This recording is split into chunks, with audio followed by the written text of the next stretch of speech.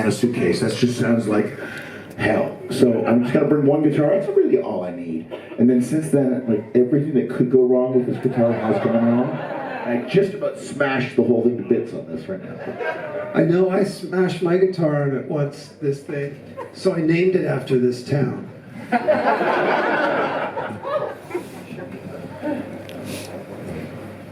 That sounds great. Yeah, this guitar. This is not my guitar, but it's a piano that we rented that shuts off by itself in the middle of the show. I think what it does is it goes, no, that performance wasn't good enough. I'm out of here. You did that one better last night. Over the course, back in March of 2020, I was, back in the old days. When we all thought hand sanitizer was going to stop it. Just do it all. Here, wash it in between your fingers. You'll never catch it now. It was so cute.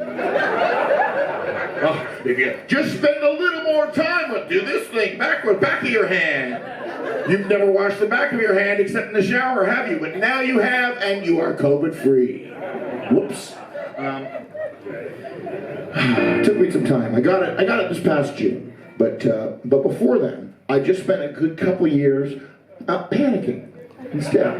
When I finally got it, part of me was like, oh, now I've got it. But in the meantime, before then, everything stopped. I wrote a musical, a piece of musical theater that took 7 years of my life to write and rehearse with the cast. I wasn't in it. I was just, on the creative side of the table. Like, when Jennifer Beals does that.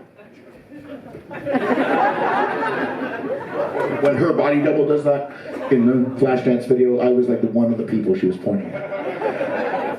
With like a couple pencils and stuff. Anyways, we were rehearsing this show. I was actually going to be on stage in May of 2020. And then the coup hit.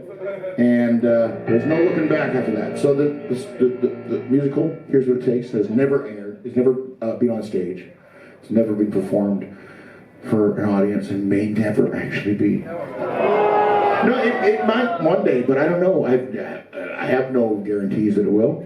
So I think we take this opportunity while we have it to just close our eyes and imagine we are in a theater watching a piece of deeply moving musical theater right before the intermission.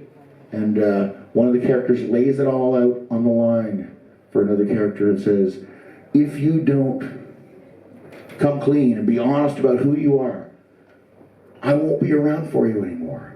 And so we as the audience are all like, whoa, this is intense. So let's just have that moment, even though we haven't invested any emotional energy in this show at all.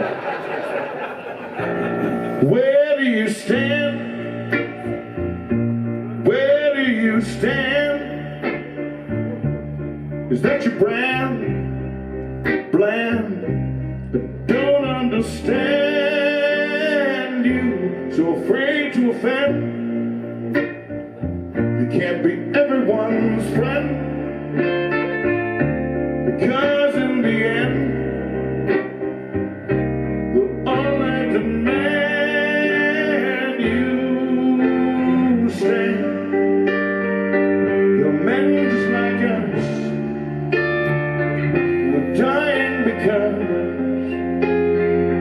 they are men just like us. Where do you stand? Where do you stand? I think your band's fans need a line in the sand to sing for them. 45 RPM, just scared they'll condemn you then. This can't be what you planned. You stand up for what you believe, the love you receive outbrings those who leave you. What's it about? The devoted devout, oh, they're gonna find out the doubt